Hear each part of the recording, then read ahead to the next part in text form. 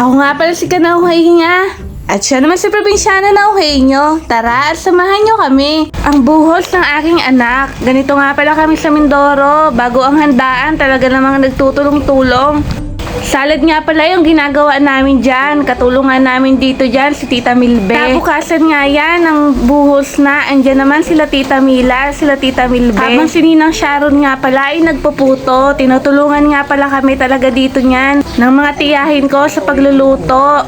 Pagkatapos nga po pala magluto ay ginanap na po ang buhos. Sinasagawa po ito kapag naputol na yung pusod ng bata. Isa nga po pala ito sa paniniwala dito sa Mindoro. Karaniwan nga mo naglaasikaso ng mga bata at nanganganak ay si Casilya. Dahil nga pala kay Casilya, natutunan kong magpaligo ng bata. Sobrang maasikaso nga din talaga siya dito sa mga nanganganak rito. Buti na lang talaga may Casilya dito. Totoo lang, siya talaga yung tawagin ng mga nanganganak rito. At yan nga pala yung mga ninong at ninang. Bali nga pala si Ninang ay proxy dyan. Bali si Christian nga pala yung ninong dyan. Siyempre, kung nakita nyo si Maring Ingkek, proxy din po yan dahil ang mga ninang ho ay si Jane. Nang din nga pala dyan si Make. Siyempre, ninong din po pala yung kapatid ko.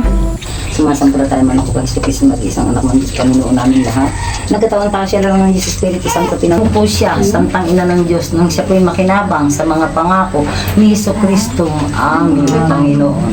Sa ngalan ng Ama, ng Anak ng Espiritu Santo, amin. O mabuhay si Jeliana. Buhay pati yung mga ating mga kasama. Tapos nga pala mabuhusan at eto, nagbasabog naman ng pera at candle si Inay. Sobrang dami ko pa nga palang tawa dyan dahil nga pala nagkagulo na ang lahat at halos hindi na talaga makapag-video.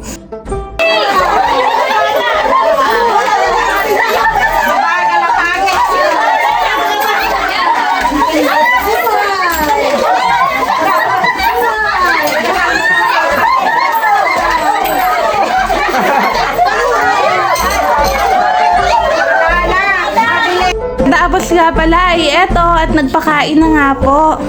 Yun nga po pala yung mga handa namin. Habang nga pala si Inay ang nag-aasikaso ng salad at ice cream. Medyo maliit nga lang talaga yung bahay namin kaya punuan. Punuan! Lalo na nga pala ito sa biniyagan. Pagdating nga pala ng nanay ko, gaganapin ang biniyagan. At eto, nagkwekwentuhan habang kumakain. Yan nga pala yung mga bisita namin. Kaya naman no choice, nakatayo talaga ang iba. Salamat nga po pala sa mga umattend at tumulong sa pagluluto at pag-aasikaso nito. At din pala sila Ninang at syempre sa mga tiyahin ko dahil nga hindi talaga namin magagawa ito kundi dahil sa kanila. At syempre, so ayun, hanggang dito na lang po muna and maraming salamat sa panonood.